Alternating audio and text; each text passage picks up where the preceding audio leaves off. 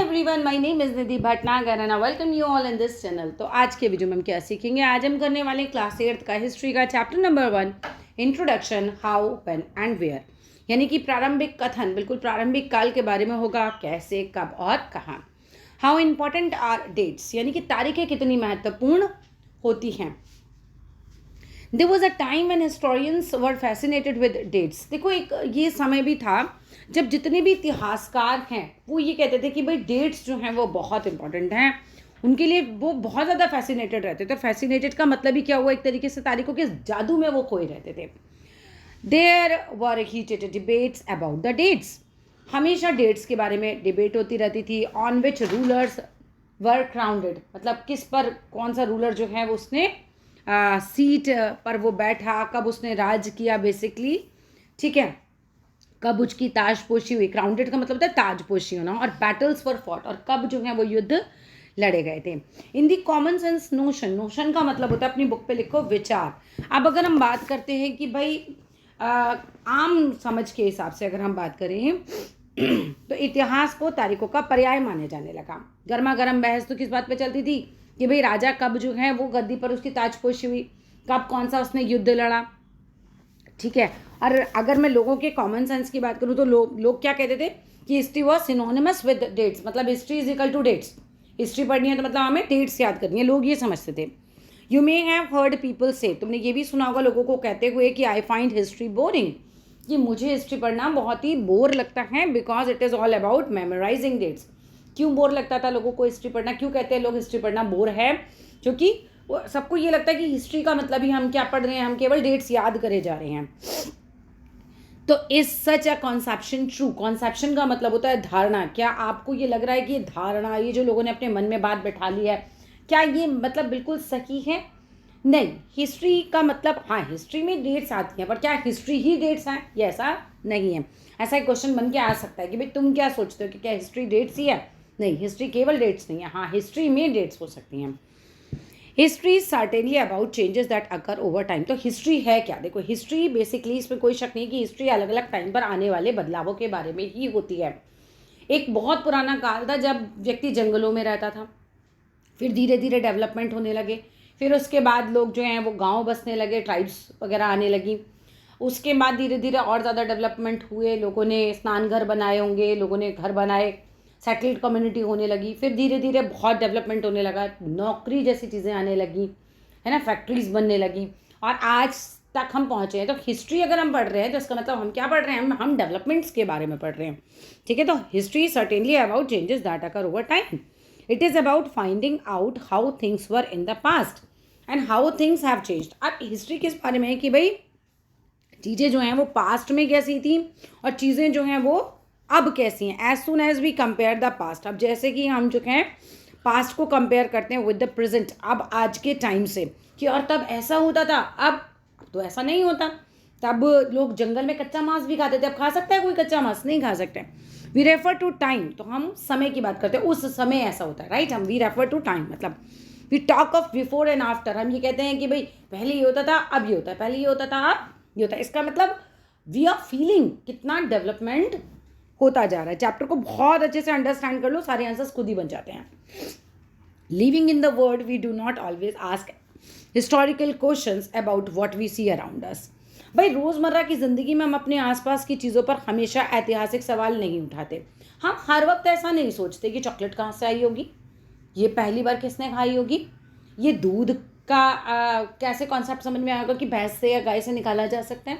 ऐसे हम हर वक्त तो नहीं दिमाग मारते रहते, है ना। रोज़मर्रा की ज़िंदगी में, लिविंग इन द वर्ल्ड, जब हम इस संसार में रह रहे हैं, we do not always ask historical questions. हम हर वक्त हिस्टोरिकल क्वेश्चंस, ऐतिहासिक क्वेश्चंस नहीं उठाते रहते। आप कहीं भी जाते हो कि ऐसा सोचते बिल्डिंग कब बनी होगी, किसने बनाई होगी? हर वक्त नहीं होता हमारे साथ ऐसा। About what we see around us we take things for granted, मतलब ये तो ऐसा ही है, तो हमारे लिए it's very common. And if what we see has always been in the world in we inhabit, अच्छा, इसके अलावा हम चीज़ों के स्वाभाविक मान लेते हैं, मतलब हमारे लिए इट्स वेरी नेचुरल, ये है तो ऐसा ही है, हम हर वक्त इसके बारे में नहीं सोचते। We take things for granted as if what we see has always been in the world we inhabit, but most of us have our moments of wonder. when we are curious and we ask questions that actually are historicals. देखो, मानो जो कुछ भी हमें दिखाई दे रहा है वह हमेशा से ऐसा ही रहा हो, लेकिन कभी कभी क्या होता है, हम सबके सामने कभी कभी हम अचंभ में आ जाते हैं। हम क्या हो जाता है, हम चौंक जाते हैं। हम मोमेंट्स ऑफ वंडर का मतलब क्या हुआ, मोमेंट्स ऑफ वंडर का मतलब हम कभी कभी चौंक जाते हैं, हम अचंभे में आ जाते हैं। कई बार हम उत्सुक हो जाते हैं, हम क्यूरियस हो जाते हैं। उत्सुक होना, क्यूरियस होना, जानने की इच्छा होती है हमें। और हम ऐसे सवाल पूछते हैं जो वाकई ऐतिहासिक होते हैं। हम ऐसे पूछते हैं कि पापा चाय आप पीते हो, ये चाय सबसे पहले पी किसने होगी, चाय का कॉन्सेप्ट कहाँ से आया, है ना, क्यों ही सुबह उठते ही हम लोग चाय पीते हैं। तो ऐसे कई बार हम लोग क्यूरियस हो जाते हैं और इस तरह के सवाल पूछने लग जाते हैं जो वाकई में ऐतिहासिक हैं। ऐतिहासिक क्यों हुए हुए क्वेश्चन, क्योंकि पहली बार कब हुआ ऐसा, पहले कब हुआ था ऐसा। चलिए नेक्स्ट लाइन पर आते हैं। एक एक लाइन क्लीन कर रही हूँ तो अच्छे से समझ लेना चैप्टर को। Watching someone sip a cup of tea, चाय का एग्जाम्पल आ जाता है। हम किसी को देख रहे हैं कि वो चाय का मतलब एक सिप ले रहा है at a road side tea stall पर, मतलब सड़क के किनारे किसी टी स्टॉल पर। यू मे वंडर, तुम चौंक सकते हो, when did people begin to drink tea और कॉफ़ी, कि भाई देखो, एक व्यक्ति को सड़क के किनारे आप चाय का घूंट भरते देखकर इस बात पर हैरान हो सकते हैं कि चाय या कॉफ़ी पीने का चलन जो है शुरू कब हुआ होगा। When did people, ये तो हो गया था। Looking out of the window of a train, आप ट्रेन में बैठे हुए और आप विंडो से बाहर देख रहे, you may ask your self, आप अपने आप से ही पूछ सकते हो, when were railways built and how did people travel along distances before the age of railways। अब आपके मन में ट्रेन में बैठे बैठे ये सवाल भी आ सकता है कि भाई रेलगाड़ी जो है ये, इसका निर्माण कब हुआ होगा, है ना। रेलगाड़ी के आने से पहले लोग इतनी दूर दूर की यात्रा किस तरह से कर पाते होंगे। जो यात्रा आज आप एक रात में करते हो वो 2-2 महीनों में होती थी, बैलगाड़ियों पर होती थी। और उसके पहले का टाइम जब व्हील का आविष्कार ही नहीं होता था, लोग इतना दूर दूर तक ट्रैवल करते होंगे कैसे, अपने जानवरों पर बैठकर, ठीक है। बाकी बहुत ज़्यादा दूर तक तो लोग की पहुँच भी नहीं थी, नहीं जाते थे, कॉमन पीपल नहीं जाता था इतनी दूर। उसके पहले की बात कर रही हूँ, उन लोगों की ज़िंदगी बस उसी जंगल में जहाँ वो रह रहे हैं बस उसी में ही सीमित रह जाती थी। यहाँ तक का चैप्टर क्लियर है। चलिए आगे चलते हैं। Looking out of the window of a train, you may ask your self, when were railways built and how did people travel along distances before the age of railways। Reading the newspaper in the morning, you may be curious to know how people got to hear about things before newspapers began to be printed। आप सुबह सुबह उठकर आप अखबार पढ़ते हो, ये जानने के लिए बहुत क्यूरियस हो जाते हो, उत्सुक हो जाते हो कि जिस ज़माने में अखबार नहीं चलते थे, एक वाज अ टाइम, ये 10th क्लास में एक चैप्टर है पूरा प्रिंटिंग प्रेस पर, कि जब अखबार ही नहीं चलते तो उस समय लोगों को चीज़ों की जानकारी मिलती कैसे होगी। अब आपको यहाँ एक पिक्चर दिखा रखी है और पिक्चर बेस्ड क्वेश्चंस आते हैं, so you have to be very careful. Picture में दिखा रखा है, मैं हिंदी पढ़ रही हूँ, आप जरा इंग्लिश को उसके बाद लेती हूँ। ब्राह्मण ब्रिटेनिया को, ये देखिए यहाँ पर एक पिक्चर है, ब्राह्मण ब्रिटेनिया को शास्त्र भेंट कर रहे हैं जेम्स रेनेल द्वारा तैयार किए गए पहले नक्शे का आवरण चित्र 1782 में। अब देखो, ब्राह्मण्स ऑफर कर रहे हैं दास शास्त्रास, किसको शास्त्र, यहाँ देख रहे हो ब्राह्मण बने हुए हैं यहाँ पर पिक्चर में, ये देखो कुछ ब्राह्मण बने हुए हैं। और ब्राह्मण जो हैं किसको दे रहे हैं, ये ब्रिटेनिया को दे रहे हैं। क्या दे रहे हैं, हमारे कुछ शास्त्र दे रहे हैं पुराने, ठीक है। Frontispiece to first map, जो कि पहला मैप प्रोड्यूस किसने किया था, जेम्स रेनल ने किया था। मैप बनाया होगा उन्होंने पहली बार, कब बनाया होगा, 1782 में। तो ब्राह्मण ब्रिटेनिया को शास्त्र भेंट कर रहे हैं, जेम्स रेनल के द्वारा तैयार किया गए पहले नक्शे का ये चित्र है, ठीक है। अब आ जाओ, रॉबर्ट क्लाइव ने रेनल को हिंदुस्तान के नक्शे तैयार करने का काम सौंपा था। रेनल वॉज आस्क, रेनल को किसने कहा था, रॉबर्ट क्लाइव ने कहा था। क्या कहा था कि आप प्रोड्यूस कीजिए मैप, किसका, हिंदुस्तान का। ध्यान से समझो किसने किससे क्या कहा। रेनल वॉज आस्क्ड, रेनल से कहा गया था बाय रॉबर्ट क्लाइव। तो रॉबर्ट क्लाइव ने रेनल से कहा कि भाई रेनल आप जो है हिंदुस्तान का मैप तैयार कीजिए, ठीक है। रॉबर्ट क्लाइव ने रेनल से कहा कि आप हिंदुस्तान का जो है वो नक्शा तैयार कीजिए, प्रोड्यूस कीजिए। एंड इंथुजियास्टिक सपोर्टर थे of British conquest of India. अब ये रेनल कौन थे, देखो रॉबर्ट क्लाइव ने रेनल को हिंदुस्तान के नक्शे का काम सौंपा था। भारत पर अंग्रेजी, ये जो बहुत ज़्यादा भारत पर अंग्रेज़ों की विजय के बहुत समर्थक थे रेनल, ठीक है। एन इंथुजियास्टिक सपोर्टर, इंथुजियास्टिक का मतलब क्या होता है, एक ऐसा इंसान जिसमें बहुत ज़्यादा इंथुजियाज़म हो, बहुत ज़्यादा उत्साह हो, ठीक है। अब ब्रिटिश कॉन्क्वेस्ट की, ब्रिटिश की जीत हुई थी ऑफ इंडिया यानी इंडिया के ऊपर।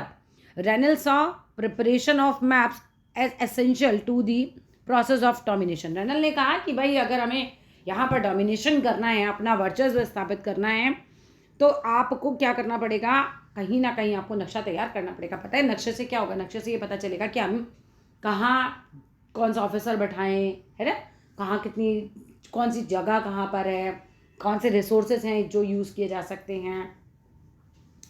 तो उसने कहा कि भाई अगर हमें क्या करना है, अगर हमें यहाँ डोमिनेशन करनी है तो इसके लिए नक्शे की बहुत ज़्यादा ज़रूरत है। The picture here tries to suggest that Indians willingly gave over their ancient texts to ब्राह्मण यानी ब्रिटेनिया। अब इस पिक्चर में देखो ब्राह्मण कितना झुक के जो है ब्रिटेनिया को अपना शास्त्र दे रहा है। तो इसी बात से ही पता चलता है, इस तस्वीर में दिखाया गया है कि भारत के लोग स्वेच्छापूर्ण यानी कि विलिंगली, विलिंगली का मतलब क्या हुआ, अपनी इच्छा से वो क्या कर रहे हैं, दे रहे हैं अपने प्राचीन ग्रंथ को ब्रिटिश सत्ता के प्रतीक ब्रिटेनिया को सौंप रहे हैं। ब्रिटिश सत्ता का प्रतीक का मतलब क्या हुआ, यहाँ ब्रिटेनिया को ऐसा दिखा रखा है कि ये ही ब्रिटिश सत्ता है बेसिकली। तो आप उसको अपना शास्त्र दे रहे हो, विलिंगली दे रहे हो आप, तो इसका मतलब क्या है, आप मान रहे हो उनको अपने से ऊपर, मानो वे उसे भारतीय संस्कृति की रक्षा के लिए आने का आग्रह कर रहे हैं। ऐसे दिखाया है the symbol of British power if asking her to become the protector of Indian culture. ये ऐसे दे रहे हैं जैसे कि ये कह रहे हैं कि ये रहा हमारा इंडियन कल्चर, ये रहे हमारे ग्रंथ, और आप जो हैं आप इस ग्रंथों की रक्षा कीजिए। मतलब वो उन्हें प्रोटेक्टर मान रहे थे जिन्होंने कि एक्चुअली हमारे कल्चर को बिल्कुल ही बदलाव करके रख दिया उसके अंदर।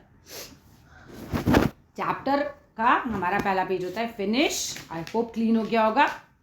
चलिए आप coming to the next page. एक एक पेज को बहुत धीरे धीरे लेकिन बहुत आराम से समझते हुए चलेंगे। As such historical questions refer us back to notion of time. देखो ये सारे ऐतिहासिक सवाल हमें समय के बारे में सोचने के लिए प्रेरित कर देते हैं। वो समय कैसा होता होगा, ये समय कैसा होता होगा।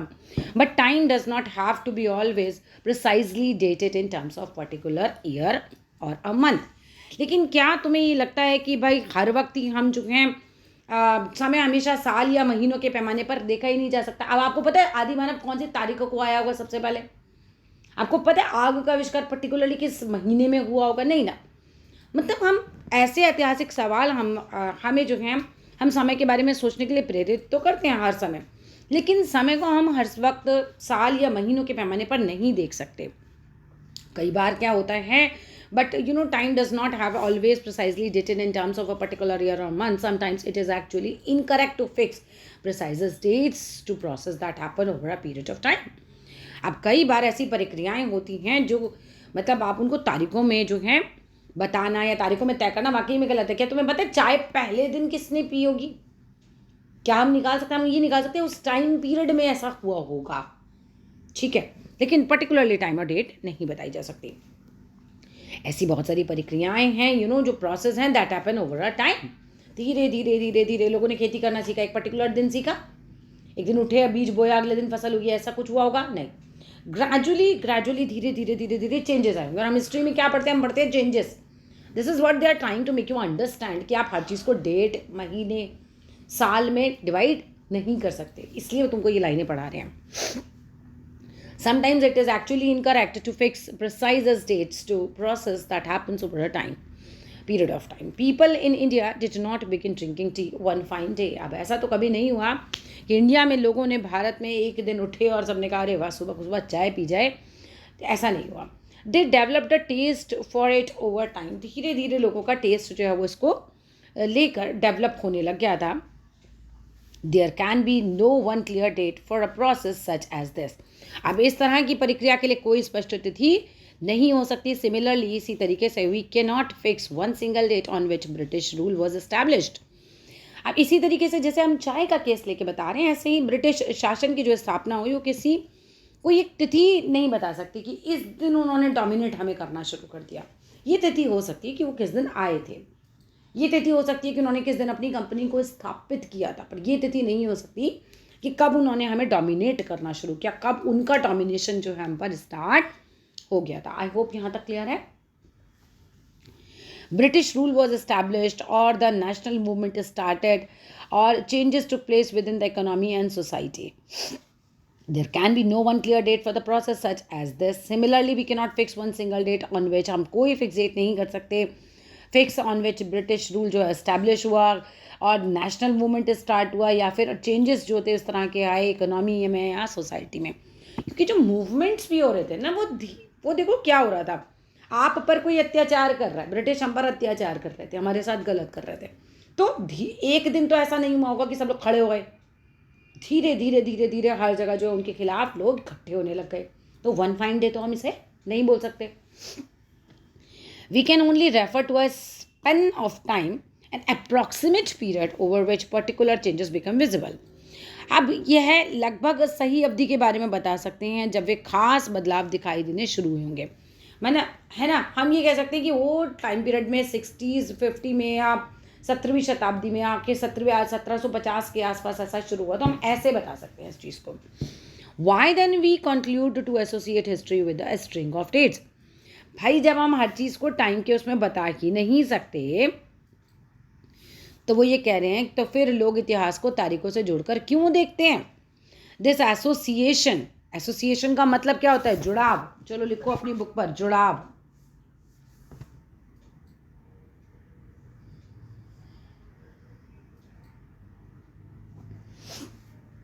This association has a reason. इस बात की, इस जुड़ाव की कि लोग हिस्ट्री को टाइम मतलब डेट से निकाल के देखते हैं, इसकी भी एक वजह है. देयर वॉज अ टाइम, एक समय था, when history was an account of battles.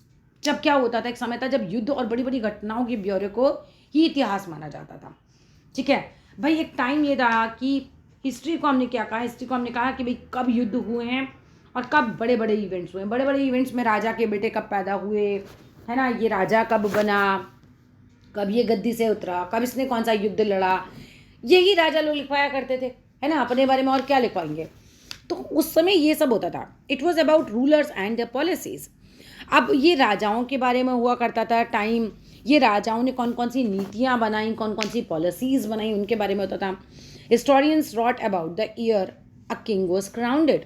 जो इतिहासकार थे वो लिखते थे कि कब जो है राजा को क्राउन पहनाया गया, यानी कि कब राजा जो है वो गद्दी पर बैठा.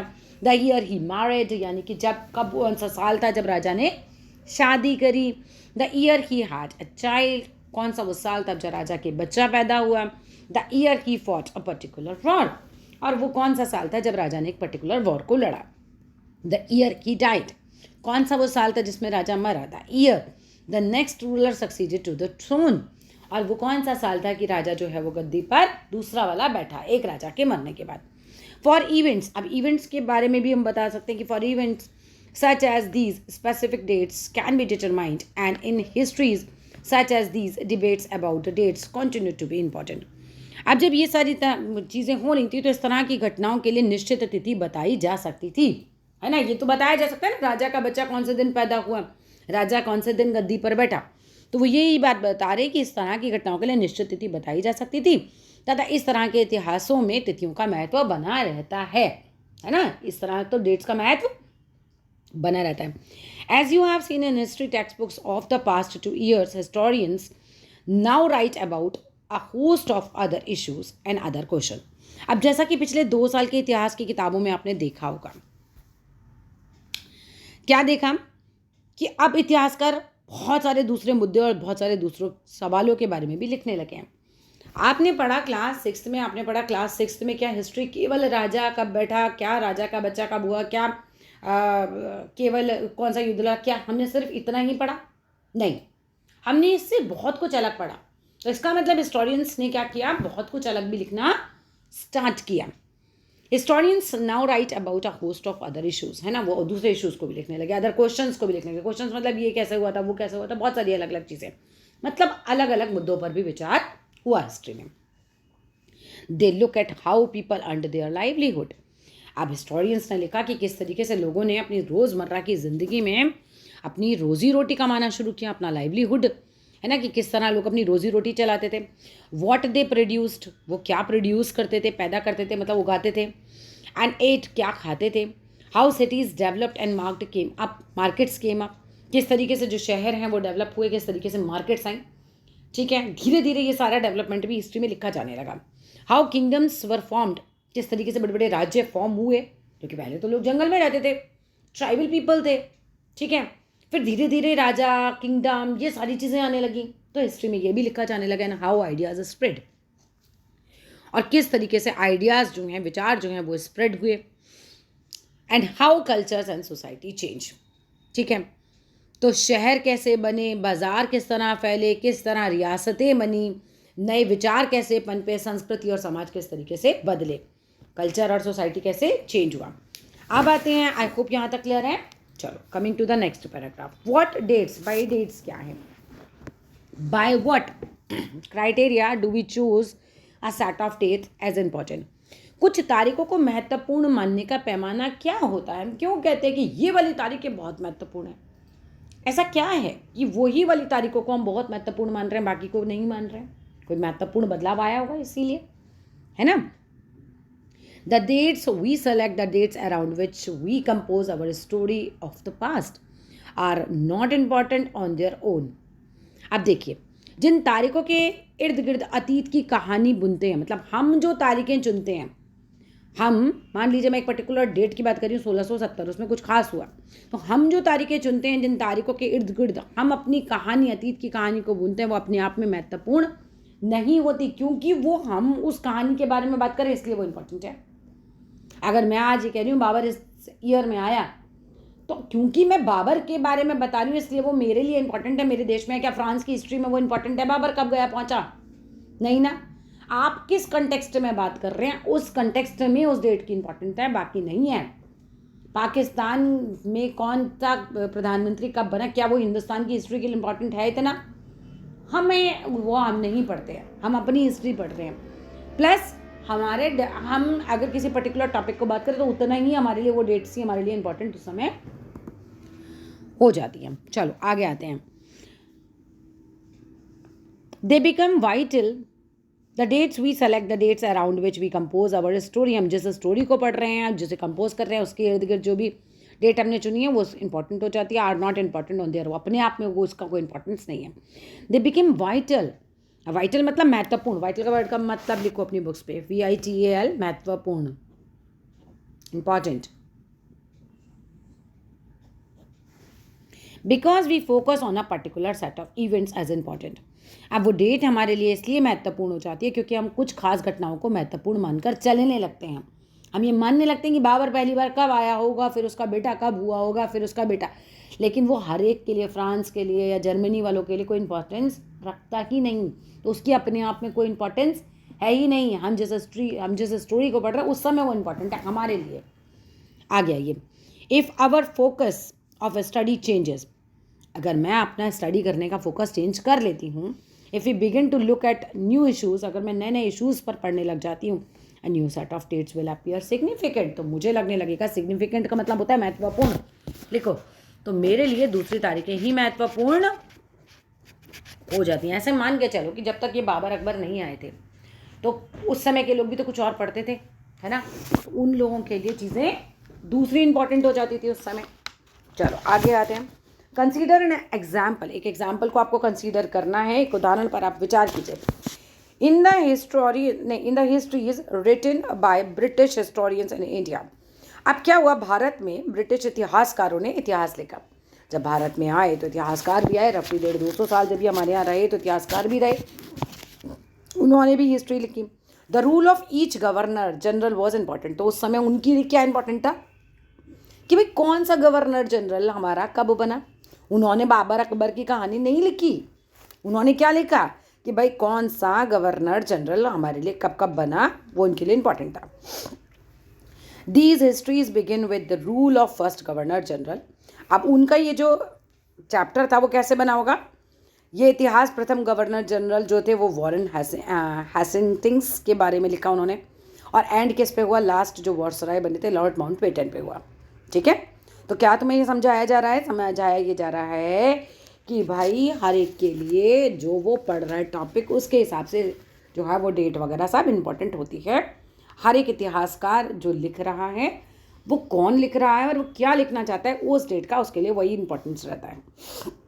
यहाँ से एक छोटा क्वेश्चन तुम्हारा आ सकता है कि पहले गवर्नर जनरल कौन थे, वारेन हेस्टिंग्स, और लास्ट वायसराय कौन थे, Lord Mountbatten. In separate chapter, अलग अलग चैप्टर में we read about the dates of others. अब जब आप इनकी हिस्ट्री पढ़ोगे जो अंग्रेज हिस्टोरियंस ने लिखी, ब्रिटिश हिस्टोरियंस ने लिखी, तो आप ये पढ़ रहे हो कि इनके जो चैप्टर्स हैं वो चल रहे हैं। फिर पहला चैप्टर आ गया मान लो कि आपका वारेन हेस्टिंग्स के बारे में, दूसरा आ गया हेस्टिंग्स के बारे में, वेलेजी के बारे में, फिर बेंटिक के बारे में, फिर डलहौजी के बारे में, कैनिंग के बारे में, एंड सो ऑन। मतलब इनके चैप्टर जो हैं ये देखो अलग अलग जो इनके गवर्नर जनरल बन रहे थे, केनिंग है, लॉरेंस है, लिटन है, रिपन है, कर्जन है, हार्डिंग है, इरविन है, इनके बारे में भी हम पढ़ते जाते हैं। तो इनकी किताबों कैसे पढ़ रहे हैं, इनका गवर्नर जनरल टक टक टक टक कौन कौन आता जा रहा है वो चैप्टर हम पढ़ते जा रहे हैं। चलिए ये पेज भी क्लियर है, we are on the third page. 8 page का चैप्टर है ये total. It was seemingly never ending succession of governor general and viceroy. अब देखो इस इतिहास को, जब हम अंग्रेज़ों वाला ब्रिटिश वाला इतिहास पढ़ रहे हैं तो उस इतिहास में गवर्नर जनरलों और वायसराय का कभी ना ख़त्म होने वाला सिलसिला छाया रहता है। एक के बाद एक गवर्नर जनरल के बारे में वो आपको पढ़ाते जाते हैं। All the dates in these history books were linked to these personalities. और इतिहास की इन किताबों में सारी तारीखों का महत्व इन अधिकारियों की इन पर्सनालिटीज़ की एक्टिविटीज़ पर, इनकी पॉलिसीज़ पर, इनके अचीवमेंट्स पर लगा रहता है। मतलब जब आप इनके चैप्टर पढ़ रहे हो तो आप क्या पढ़ रहे हो कि भाई कौन से गवर्नर जनरल ने कौन सी एक्टिविटी करी थी, उसने कौन सी पॉलिसी बनाई थी, उसने कौन कौन से अचीवमेंट अपने जीवन में किए थे, मतलब उपलब्धियाँ हासिल करी थी। ठीक है, it was as if there was nothing outside their lives that was important for us to know. अब जब आप इनकी हिस्ट्री उस समय पढ़ रहे हो तो ऐसा लग रहा है कि मान लो कि जीवन में इन लोगों के बाहर कुछ और चीज़ ही नहीं थी जानने के लिए महत्वपूर्ण, जबकि ऐसा नहीं है। The chronology of their lives marked the different chapters of the history of British India. Chronology का मतलब लिखिए अपनी किताब पर। Chronology का मतलब होता है बेसिकली कि जो क्रम आपको बताया गया, डेट वाइज जो क्रम बताया गया, इन लोगों के जीवन का जो क्रम था, क्रोनोलॉजी ऑफ देयर लाइफ, जीवन का क्रम। ठीक है, क्रोनोलॉजी का मतलब क्या हो गया, जो आप इनको दे रहे हो ना कि डेट दे रहे हो कि भाई इस डेट में फिर ये हुआ वो हुआ, इनकी क्रोनोलॉजी जो बनाई जाती थी अलग अलग अध्याय का विषय बन जाती थी। ठीक है, जो चैप्टर्स बनते थे।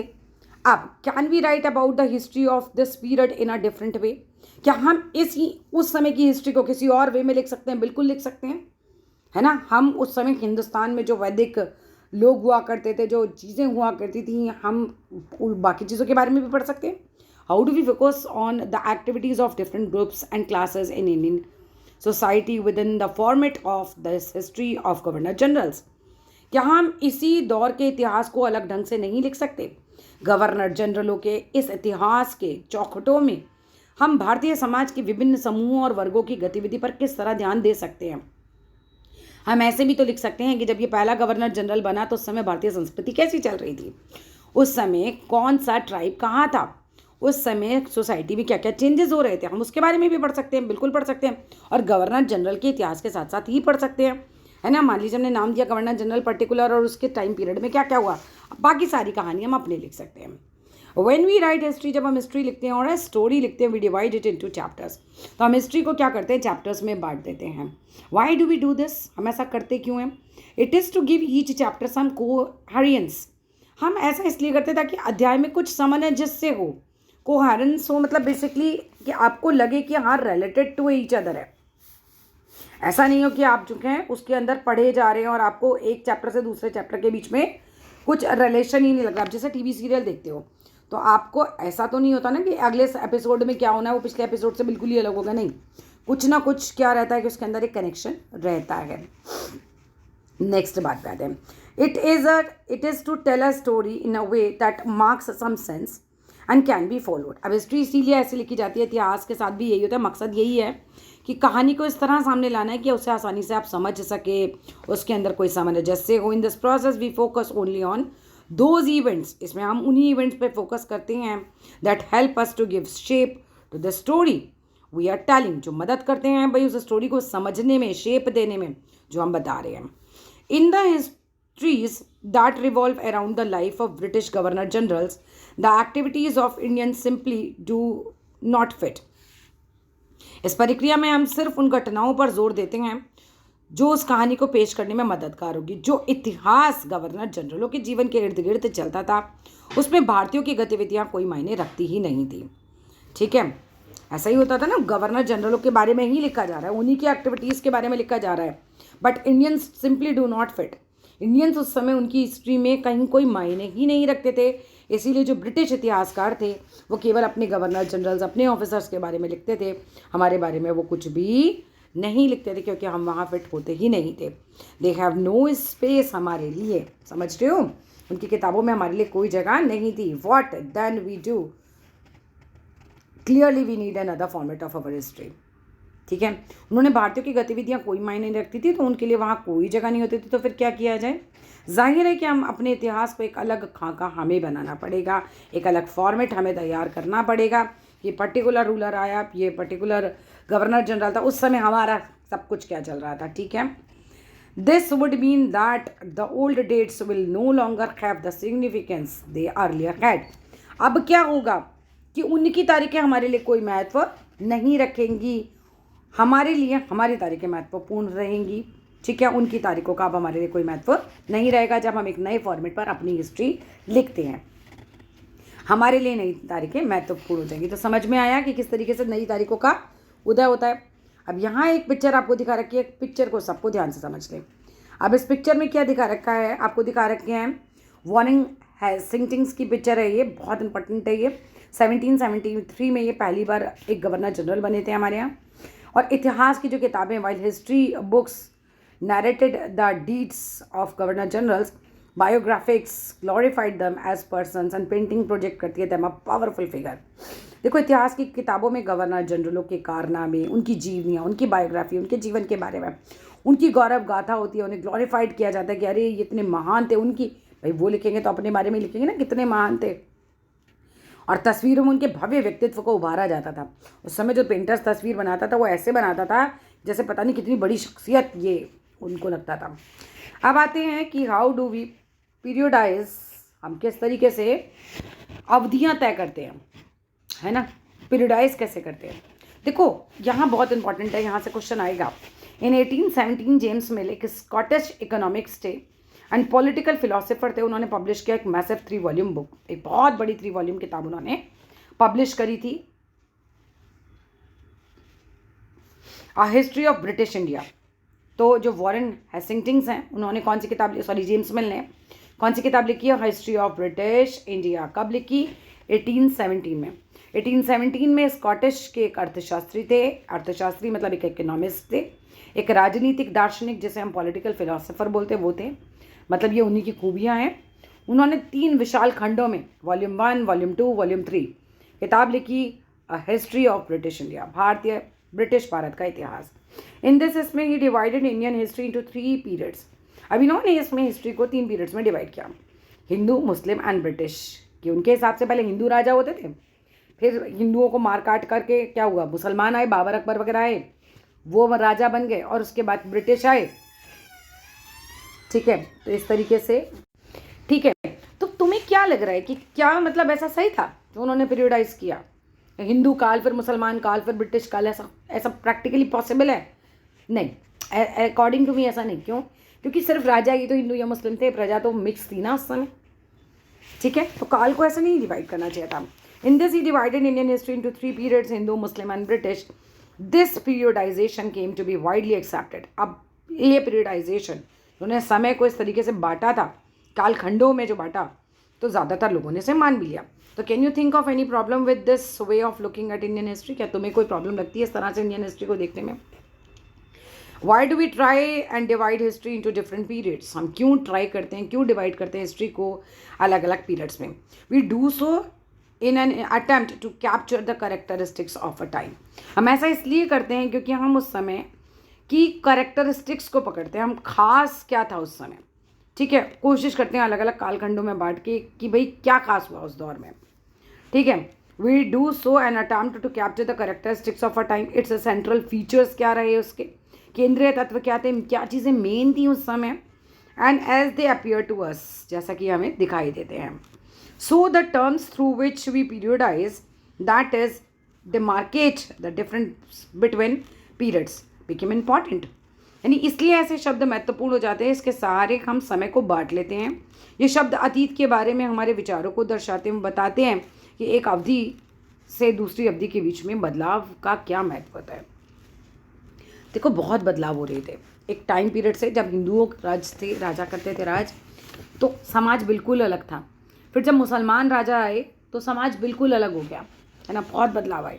फिर जब ब्रिटिश आए तो समाज बिल्कुल अलग हुआ।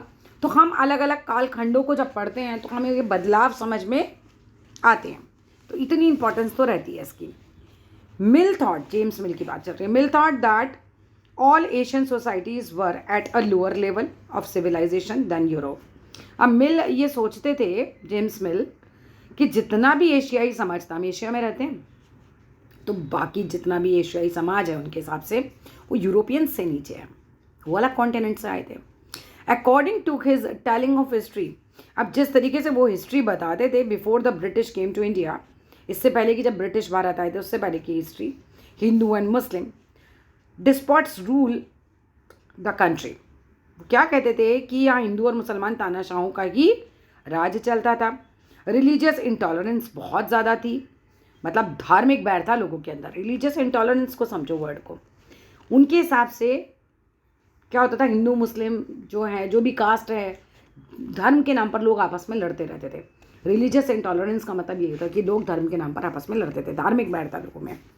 British rule Mill felt could civilise India.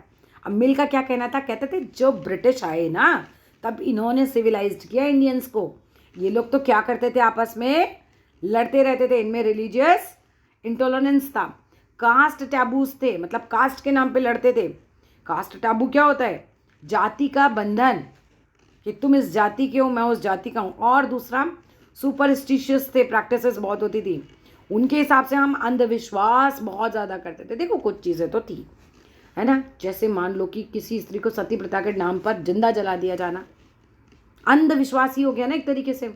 या ये कह देना एक पर्टिकुलर जात का आदमी मंदिर में जाएगा, मंदिर अछूत हो जाएगा। हाँ ठीक, ऐसी बात नहीं है, सब कुछ सही था, अंग्रेजों ने सब कुछ खराब ही कर दिया, नहीं। कुछ चीज़ें हमारे समाज सुधारकों ने, कुछ उन लोगों ने सुधारी भी, है ना। लेकिन ये नहीं है कि हम बिल्कुल ही अनसिविलाइज्ड थे और अंग्रेज़ों ने यहाँ कर हमें सिविलाइज्ड किया, ऐसा नहीं था। लेकिन जेम्स मिल तो अपनी इंपॉर्टेंस दिखाएंगे, वो यूरोपियन राइटर हैं तो वो उन्हीं के फेवर में लिखेंगे। आई होप यहाँ तक क्लियर हो गया होगा। अब साइड में क्या है, ये इंटरव्यू ले रहे हैं तो कुछ नहीं है। To do this it was necessary to introduce European manners. अब उन्होंने कहा कि भैया सिविलाइज्ड करने के लिए क्या करना पड़ेगा, यूरोपियन मैनर्स को अपनाना पड़ेगा। चलो इस पैराग्राफ को पूरा हिंदी में पढ़ देती हूँ तुम्हारे लिए। कि मिल को ये लगता था कि जितने भी सारे एशियाई समाज हैं सभ्यता के मामले में यूरोप से सब पीछे हैं, और इतिहास में उनकी समझदारी यही थी कि भारत में अंग्रेज़ों के आने के पहले यहाँ हिंदू और मुसलमान तानाशाहों का ही राज चलता था, है ना। अंग्रेज़ों के आने से पहले तो पता है कि हिंदू और मुसलमान राजा थे यहाँ चारों ओर। वो कहते थे जेम्स मिल कि सिर्फ लोग धर्म के नाम पर लड़ रहे थे, जाति बंधन था, अंधविश्वास का ही बोलबाला था। मिल की राय में ब्रिटिश जो शासन था वो भारत को सभ्यता की राह पर ले जा सकता था, और इस काम के लिए ज़रूरी था कि भारत में यूरोपीय शिष्टाचार, कला संस्थानों और कानूनों को लागू किया जाए, है ना। तो it was necessary to introduce European manners, है ना। यूरोपियन मैनर्स का मतलब यहाँ क्या हुआ, उनकी सभ्यता, ठीक है, उनका शिष्टाचार, आर्ट्स, उनकी कला, उनके इंस्टीट्यूशन, उनके लॉ को यहाँ लागू कर दिया जाए। तो ये प्रूव कर रहे थे कि हम गलत थे और वो सही थे, इसीलिए उनका आ जाना सही है। Mill in fact suggested that the British should conquer all the territories in India. अब मिल जो थे, जेम्स मिल जो थे हमारे, उन्होंने सुझाव दिया कि अंग्रेज़ों को भारत के सारे भूभाग पर कब्जा कर लेना चाहिए, क्योंकि उनके हिसाब से तो हम खराब थे, गलत थे।